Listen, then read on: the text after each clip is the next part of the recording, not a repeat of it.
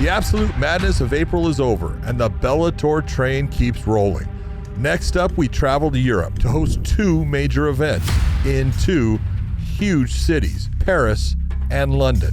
To get you prepped, I've got a list of 6 fights you absolutely need to watch. Title fights, number 1 contender bouts, legends versus the next generation. Bellator has it all this May. I'm Big John McCarthy, and these are the fights that you need to watch at Bellator Paris and Bellator London. First up is Ryan Bader versus Czech Kongo.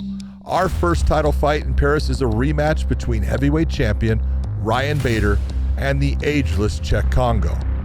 In their first matchup, Czech Kongo was unable to stop the Bader double leg express and found himself in the bottom position quickly against the then 2-division champion. Can Kongo reverse the sequence and put Bader on his back? Will Bader start off where the first fight ended, with Kongo against the cage and unable to get back to his feet? Both of these men have devastating ground and pound attacks. It's just a matter of who gets to the top position first. Could this be the last chance at gold for the Darkness? Next up, we have Yoel Romero versus Alex Easy Polizzi. Does this fight make it all 3 rounds? Let us know what you think in the comments below. Look, we all know that Yoel Romero is a living, breathing monster who defies time. He is fast, amazingly powerful, and has Olympic-level wrestling that he can rely upon at any time during the fight. His opponent, Alex Polizzi, steps in as a last-second replacement, filling in for MMA legend Melvin Manhoef, who had to pull out of the fight. Will the change in opponents cause a problem for Romero? Polizzi uses his wrestling to help set up his stand-up attacks against most of his opponents. Will it be the same for him against a wrestler like Romero? Or will he have to change things up to get a win? Polizzi is a strong fighter. Good wrestling, good stand-up with power in his hands, but we've all seen what Romero can do. This is going to be a matchup you can't miss. Showtime!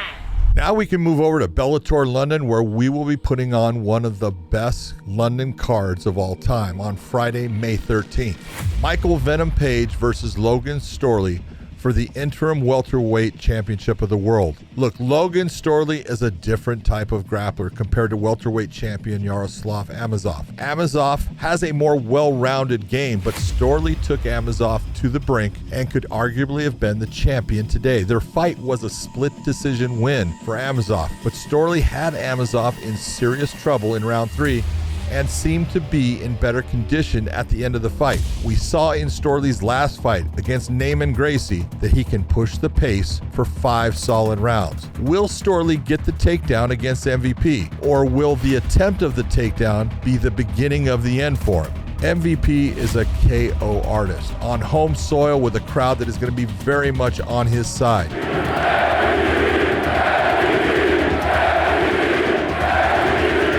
He'll also have a huge reach advantage, speed advantage, and we know that he can knock out anyone at any time.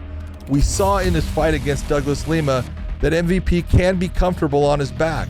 He has great wrist control and can limit the damage that anyone can do while he is on his back.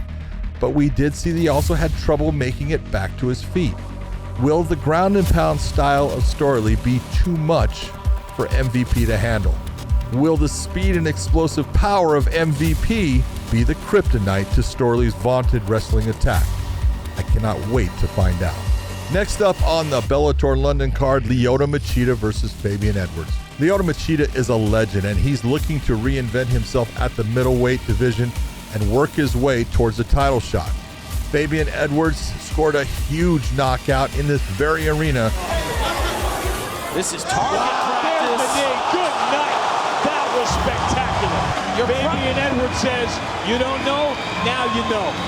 This fight is likely to be a stand-up battle, which suits both fighters as they are both coming off of fights against elite wrestlers like Ryan Bader and Austin Vanderford. This is going to be a very interesting contrast in the stand-up styles, with the heavy karate style influence that Machida brings to the cage facing off against the very smooth and explosive power possessed by Fabian Edwards. And finally, our last fight, Denise Kielholtz versus Kana Watanabe. Denise is looking to get straight back into title contention. She fought a tough fight against the former champion Juliana Velasquez and lost by a razor-thin decision. Kana suffered a devastating loss to now current flyweight champion Liz Carmouche, and she's fighting a dangerous stand-up fighter in Kielholtz. But Watanabe is an accomplished judoka, having won the All Japan Junior Championships, placed multiple times in the All Japan Championships, and has won several international competitions. Her judo is simply outstanding. Kielholtz is also a black belt in judo, but does she have the skills to handle the strength and ground and pound skills of Kana? I cannot wait to find out. Well, that's all, folks. Which of these fights are you most excited to watch? Smash that like button and let me know in the comments below. Subscribe to Bellator MMA for all the updates on these fights and more.